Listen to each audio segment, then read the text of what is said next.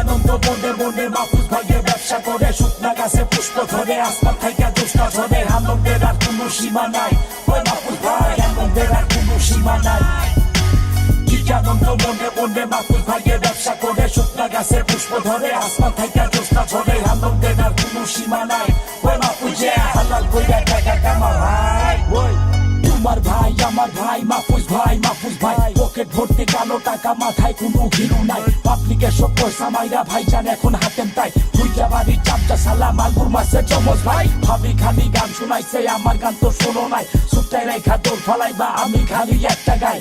তাই তাহা সোজাই বৌরে দিয়া গান গাওয়াইয়া নাম কামাইবার চাই কি আনন্দ মনে মধ্যে কিনারো নাই শুনা বলছে রে ফকিরে র‍্যাপ না গাইলে জমে না বৌরে দিয়া গান গাওয়াইলা পাবলিকে তো শোনে না তুমি কইলা মাকে পাইছে দোকানে তো দেখি না মাহফুজ মিয়া শুনিয়া রাখো এই ফকিরে চিনো না আমার গানে মার্কেট পাইতে বাপ পিলেরই লাগে না টাকা দিয়া গান কিনা যায় মার্কেট কিনা যায় না দূরে একটা মুরগি ধইরা ডিম পাড়ানো যায় না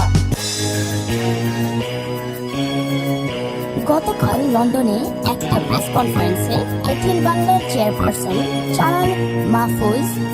অর্বাচনের মতো তার স্বভাব ছিল জঘন্য ভাষায় দেশের একটি অঞ্চলের মানুষজন সম্পর্কে যা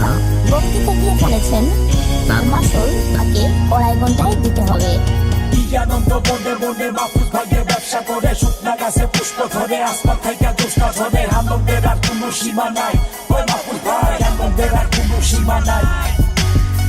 আনন্দ মনে মনে মাহফুজ ভাইয়ে ব্যবসা করে শুকনা গাছে পুষ্প ধরে আসমান থেকে দুষ্টা ঝরে আনন্দের আর কোনো সীমা নাই ওই মাহফুজ হালাল কইরা টাকা কামা ভাই ওই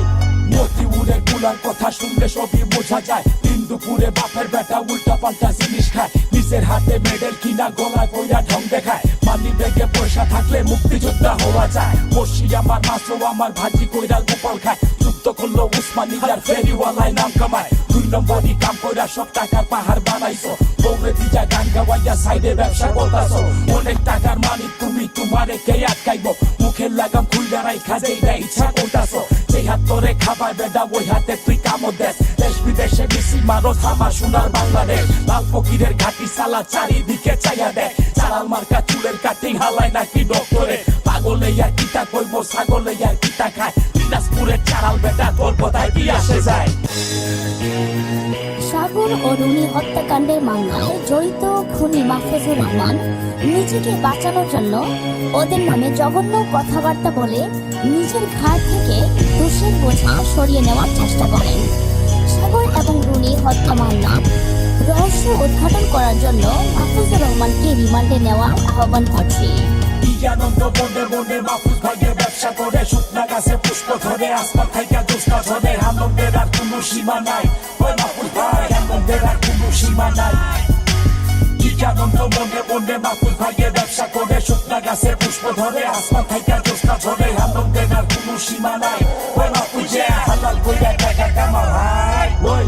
মানুষ কি সব মফিজ নাকি যেইটা কইবি শুনবো দেশটা কি তোর বউয়ের মতো জানবে কইবি চলবো উঠবো পার বসবো সালাম খালি করবো মানুষ কি তোর খাই না পরে যেইটা কইবি মানবো সারাদিন তোর চ্যানেল দেখা আঙ্গুল খালি চষবো হাসবো বা নাচবো পিছে পিছে ঘুরবো চকলেট একটা ধরায় দিলে মুখটা বন্ধ থাকবো বাঙালিরা সময় আইলে তোরে ঠিকই ধরবো পিটাইয়া তোর কোমরের সব হাড্ডি গুটি ভাঙবো তুলটা খুনের আসামি তুই আজকে সবাই জানবো কিল ঘুষি তোর মুখের মধ্যে বুইরা গিয়া পড়বো সাগর রুনি খুনের খুনি তোমার কইলাম রেহাই নাই লক্ষ সাগর ঘরে ঘরে আজকে আমরা জানতে চাই খুনি নিচে খুনি বলছে সরকার বলে শুনে নাই কত টাকা খরচ কইরা আইনা দালত কিনছো ভাই এতদিন তো সবই দেখলাম আজকে খালি জবাব চাই।